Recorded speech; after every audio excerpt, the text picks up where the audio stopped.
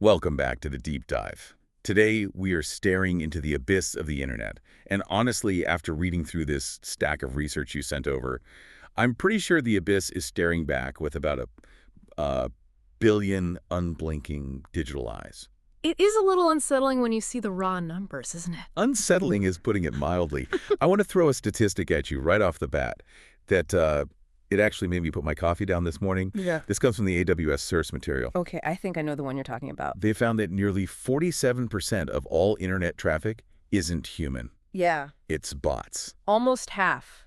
It's a staggering number. It's insane. I mean, imagine walking into a shopping mall and every other person you bump into is just a mannequin pretending to shop. That's basically the internet right now. That's a great, albeit creepy, analogy. And to be fair, not all of them are evil mannequins, you know. Some are helpful, like search engine crawlers indexing the web so Google works. But AWS estimates that about 30% of that bot traffic is malicious. They aren't there to browse. They are there to, well, to attack. So we aren't just talking about spam emails or those annoying ads. No. We are looking at a digital arms race. We're talking about account takeover or ATO. We're talking financial fraud and just these massive, sophisticated AI systems built to steal not just money, but identity. And that is our mission for this deep dive. We are going to move way beyond the standard advice of, don't share your password. We have to. We're going to unpack how cybersecurity has evolved into analyzing how you physically move your mouse, how algorithms are using high-level geometry to find hidden rings of criminals, and how banks are trying to solve that incredibly expensive problem of accidentally treating you like a criminal when you're just trying to buy groceries. It's a fundamental shift. We're moving from security based on secrets like passwords to security based on who you are and how you behave. So let's start with the threat itself. Account takeover, ATO. I feel like we hear about data breaches all the time. It's almost white noise at this point. Yeah. But the scale of this, it feels different. The scale is immense. If we look at the data from AuthX that was in the packet, they recorded 26 billion credential stuffing attempts. Oh, wait, hold on. Per month. 26 billion with a B. That's almost 3 times the population of the entire planet every single month. Exactly. And it's important to distinguish what's happening here because hacking is such a broad term. There are really 2 main flavors of this specific attack. You've got credential stuffing and password spraying. Okay, help me distinguish those, because to me it just sounds like guessing the password in different fonts. It is guessing, but the method matters. Credential stuffing is when attackers take a database of stolen emails and passwords, maybe from a breach at a hotel chain or a social media site from 5 years ago. Right. And they automate bots to stuff those specific pairs into the login pages of banks, retailers, streaming services, you name it. So they're betting on laziness. They're betting that I used the same password for my LinkedIn account in 2018 that I'm using for my bank account today. And statistically, they are right. The AuthX report points out this password reuse epidemic, noting that 62% of people reuse passwords. Wow. That behavior is the fuel for these attacks. If everyone used unique passwords, credential stuffing would basically vanish overnight. Guilty as charged, unfortunately. It's just so hard to remember 50 different complex codes. Okay, so that's stuffing. What is password spraying? That's a bit more of a brute force, kind of a blind approach. Instead of using known email password pairs, the bots just take a valid username. Maybe they script it from a public forum, and they just try the most common passwords against it. 123456, password. QWERTY. Welcome one. Welcome one, exactly. It's like trying to open every door in an apartment complex with just a really, really simple key. They spray these common passwords across thousands of accounts, hoping one lock is simple enough to open. But the AWS source made a really interesting point that I hadn't considered. It's not just about stealing login info or, emptying a bank account. There is this whole category of business logic abuse. Yes. Which sounds like a boring corporate term, but it's actually pretty vicious. It is. This is where bots play by the rules of the website. They aren't hacking code, but they do it at superhuman speeds to basically break the system. Take scalping. Right. The reason I can never get concert tickets, I'm still bitter about the reunion tour I missed last summer. We all are, but that's bots. They buy up limited inventory tickets, limited edition sneakers, new gaming consoles, milliseconds after they go on sale. They aren't exploiting a glitch, they're just checking out faster than your fingers can physically move. And weaponized speed. Exactly. Then you have inventory hoarding. This is where bots put items in shopping carts and just hold them there. They don't buy them. They don't buy them, they just make them unavailable to real humans. Why would they do that? Just to be mean. Sabotage. If I'm a competitor, I can send bots to your store, put all your stock in carts, and hold it for 20 minutes until the carts expire. Then I do it again. And real customers just see out of stock. Real customers see out of stock and leave to come buy from me. You lose the sale, I release the items, and I haven't spent a dime. That is incredibly dirty. It's like a digital denial of service, but for retail. It really is. But there was one part of the research that felt darker than just stolen sneakers.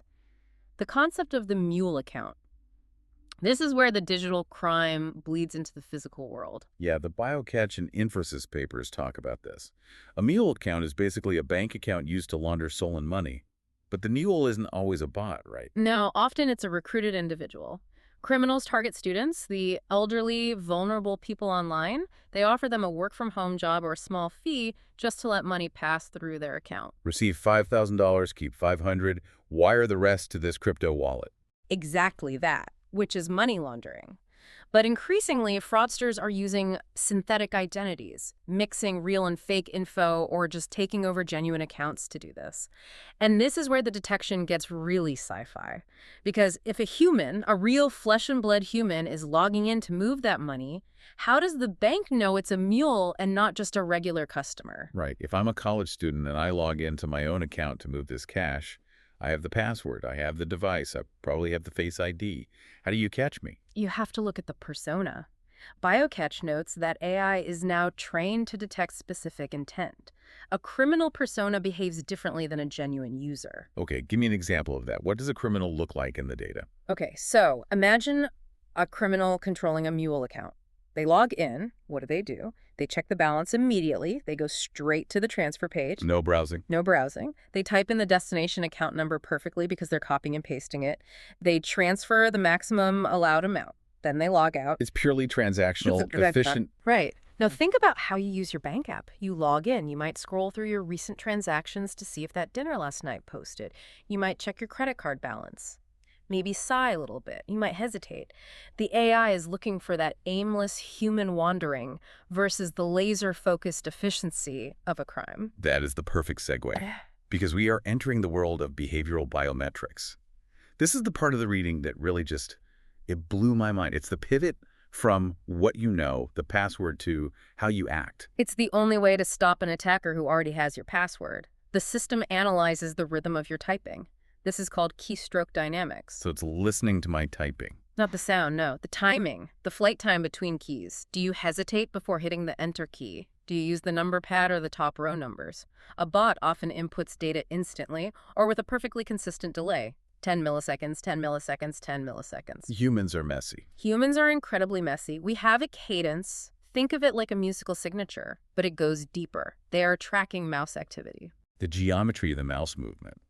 I loved this detail in the IJSAT source. It's fascinating. Humans rarely move a mouse in a perfectly straight line. We arc, we jitter, we overshoot the button slightly incorrect. It's micromotor chaos. And bots. Bots move in mathematically perfect vectors. If the mouse movement is too efficient, it's a huge red flag. But most of us are on our phones now. I'm not using a mouse, I'm using my thumb. For mobile, they use the gyroscope and accelerometer, device movement. When you're buying something on Amazon or checking your bank balance, you're holding your phone. You might be lying in bed or walking or sitting on the bus. Your hand has micro tremors. And a bot farm. A bot farm is usually a rack of servers or emulators sitting in a basement somewhere. They don't wobble, they don't tilt, they're perfectly flat and stationary. So if a transaction claims to be coming from a mobile device but the gyroscope shows absolute zero movement, that's highly suspicious. It's amazing that my shaky hands are actually a security feature. But I have to ask the skeptics question here. Doesn't this get annoying? I mean, if I place my phone flat on a table to type because I'm eating a sandwich, am I going to get locked out of my bank account because I wasn't wobbly enough? And that's the big fear, right? The false positive. Yeah. But that leads to the concept of adaptive friction, which the IJSAT and Infosys sources mention. It's not a binary allow or block. It's a dimmer switch. Exactly. The system calculates a running risk score. If you're at home on your usual device and your typing rhythm is normal, the score is low. You glide right through, no friction. But if I'm in a new city, Yeah. or my phone is flat on the table. The score ticks up. The system notices the anomaly. It doesn't block you immediately. It just applies adaptive friction. It throws up a challenge, maybe a step-up authentication, like a fingerprint check or an SMS code. It asks you to prove you're you, just for that moment. So it adapts the defense to the behavior in real time. That makes sense. It's less computer says no and more computer says, are you sure? It does, but here's the problem.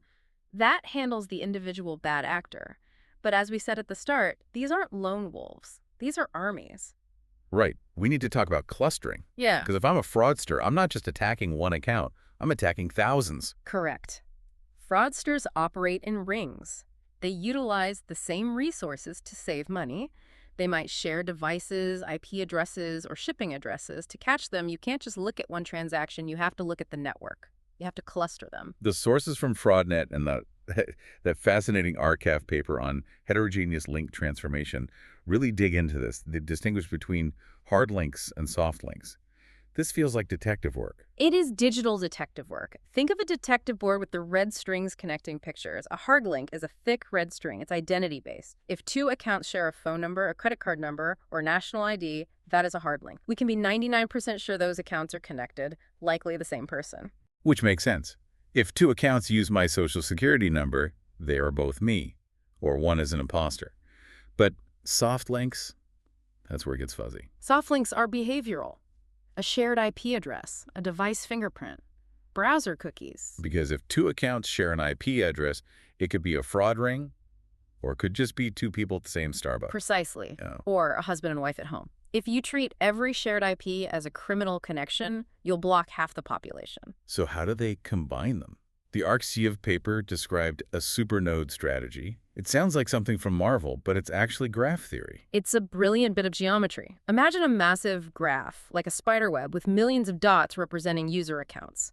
The system first looks for those hard links. It grabs everyone who shares a phone number or email and merges them into a single blob, a supernode. So instead of 5 dots for me, my phone, my iPad, my laptop, my old account, it just becomes the host supernode. Correct. You are now one entity in the graph, and this collapses the data massively. In the study, they reduced a graph of 25 million accounts down to just 7.7 million supernodes. That's huge.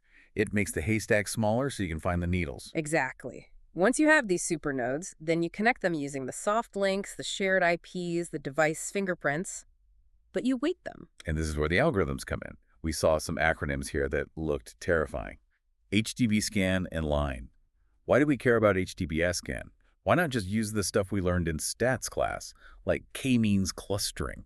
This is a great nuance, and it's critical for anyone interested in data science. K-means is the classic clustering tool, but it has two fatal flaws for fraud detection.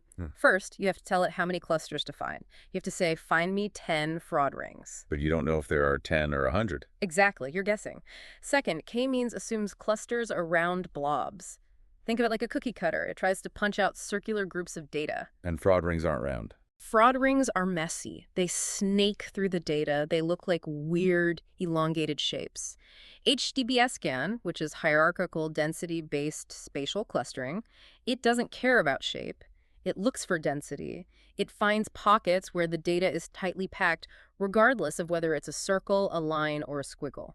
So it's like pouring water over a terrain map and seeing where the puddles form rather than trying to draw circles. That's a perfect analogy, and crucially, the paper mentioned it ignores noise. Which is the randomness of the universe. Yes. In a data set of millions, there is a lot of random noise. K-means tries to force that noise into a cluster because it has to put everything somewhere. HDBS scan says, this is just background noise, ignore it, and this reduces false alarms significantly. So it effectively draws a line around the collaborative fraud where multiple accounts look fine individually, but when you see they're all linked by this web of shared devices, the trap snaps shut. That's the power of graph geometry. It reveals the invisible structure of the attack that you can't see if you just look at a spreadsheet. But, and there's always a but, sometimes the trap snaps shut on the wrong person. We have to talk about the false positive paradox.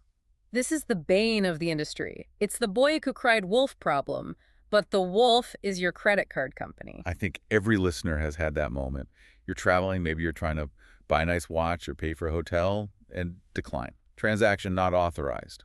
It's embarrassing. You feel like everyone is looking at you. It's embarrassing for you, and it's damaging to the business. The data to AI source highlights this with a brutal stat. Only 1 in 5 transactions that are flagged as fraud are actually fraud. Wait, really? So 80% of the time the fraud alert is wrong. In many legacy systems, yes. And they note that 1 in 6 customers has had a valid transaction declined. If a coffee shop slapped the coffee out of the hand of 1 in 6 customers, they'd go out of business in a week. Exactly. Merchants often lose more money to false positives, which is just insulting your customer and denying a sale, than they do to actual fraud loss.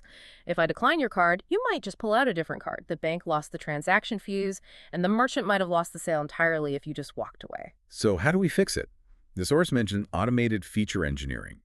Now, feature engineering sounds like marketing speak. Yeah. What does it actually mean in this context? It's about context. The study involving BBVA is a great example. Traditional models look at very simple data features, amount and location, spending $500 in London. Which looks suspicious if I live in New York and usually spend $10 on lunch. Right. If the computer only knows New York and $10, then London and $500 looks like a crime. But humans are complex, so they used a technique called deep feature synthesis. Instead of just looking at the raw transaction, they generated 237 distinct features or data points for every single transaction. 237. What could they possibly be measuring?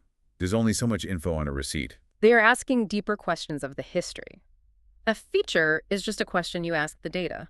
Questions like, what is the average time between transactions for this specific card over the last 7 days? Or, how does this purchase amount compare to the average purchase amount at this time of day for this user? So it builds a story? It builds a rich context. It's not just $500, it's $500, which is high. But this user travels every February and usually buys electronics on Tuesdays, and the time between this swipe and the last one matches a flight duration from JFK to Heathrow. So the computer goes, oh, that's just host speaker on his yearly trip, rather than alert. Alert, exactly. And the results. By adding that depth of context, they reduced false positives by 54%. That is massive. That's thousands of legitimate customers who didn't get their card declined and didn't have to call customer service in a rage. And it saves the analysts huge amounts of time. Instead of chasing down false alarms, they can focus on the actual criminal rings we talked about earlier. So let's bring this all together. It feels like we've traveled a huge distance in just, 15 minutes. We've gone from simple passwords, which are basically dead, to analyzing the micro tremors in your hand as you hold your phone. We've gone from looking at single accounts to building these massive geometric graphs of millions of users to find hidden supernodes of fraud. And we've seen that the only way to stop the false positives is to understand the context of the human behind the transaction. It really feels like the battlefield has shifted completely. It's no longer about building a higher wall. No, it's about identity. As AI helps us defenders cluster data and reduce false positives, we have to remember that the attackers are using the same AI. They are using AI to mimic human behavior more perfectly, to add jitter to their mouse movements, to create fake personas for their mule accounts. That's a scary thought. The bots are learning to be imperfect, just like us. That is the future. It isn't just about security anymore. It's about proving are you in a sea of 26 billion bot attacks? The geometry of fraud is constantly changing shape. Well, on that note, next time you're scrolling through your phone and you swipe slightly crookedly, or you mistype your password and have to delete it, just remember, you're not failing at technology. You're essentially proving your humanity to the machine. Your flaws are your fingerprint. I love that. Thanks for diving in with us. Check your bank statements, update your password. Seriously, stop using 123 456, and we'll catch you on the next deep dive. Stay safe out there.